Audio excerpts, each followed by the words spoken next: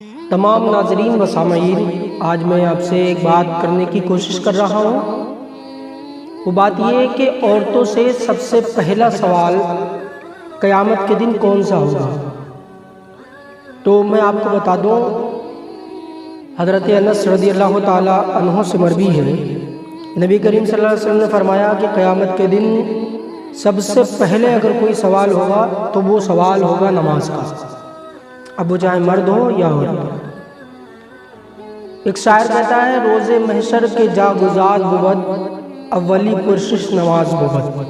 روز محشر جو جانوں کو پگھلا دینے والا دن ہوگا، اس دن اگر کوئی سب سے پہلا سوال ہوگا تب وہ سوال ہوگا نماز کے بارے میں۔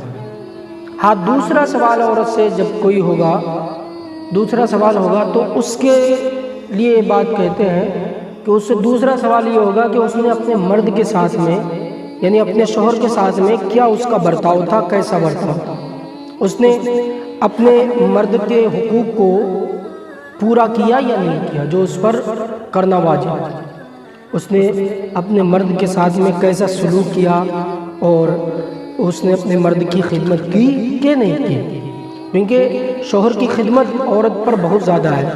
میرے آقا فرماتے ہیں، اگر اللہ کے علاوہ کسی اور کو سجدہ کرنے کا حکم ہوتا تو سب سے پہلے میں یہ حکم دیتا کہ عورتیں اپنے شوہر کو سجدہ کریں۔ اب یہاں سے حساب لگا لیا جائے کہ جو ہے عورت پر کس قدر مرد کی پیروی واجب ہے۔ اور دوسری بات یہ ہے کہ عورتیں جو ہے آج کل لڑکیاں جو ہیں وہ تارک نماز زیادہ ہوتی ہیں، یعنی نماز کو ترک کرنے والی زیادہ لڑکی ہوتی ہیں، نمازوں پر ان کا کوئی دھیان نہیں۔ بچے کی پیدائش ہوئی تب ان کا بہانہ یہ ہوتا ہے کہ بچے نے پیشاب کر دیا، اس طرح کے بہانے۔ لیکن وہ لوگوں، عورت تو آپ ہو بے شک، لیکن آپ جانتی ہو آپ کنیز کس کی ہو، حضرت فاطمہ الزہرا رضی اللہ تعالی عنہا کی۔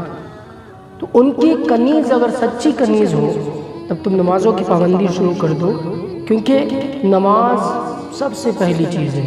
دوسری حدیث میں آقا کریم صلی اللہ علیہ وسلم نے فرمایا، حضرت انس سے یہ روایت ہے، فرماتے ہیں کہ اگر نماز کا سوال ہوگا اور نماز میں آپ کا معاملہ اچھا گیا تو پھر ہر نیکی، ہر کام آپ کا اچھا ہوگا، اور اگر نماز میں آپ کا معاملہ گڑبڑ رہا تو پھر جو ہے آپ کا دوسرے اعمال میں بھی معاملہ گڑبڑ ہوگا۔ اس لیے نماز کی پابندی کی جائے۔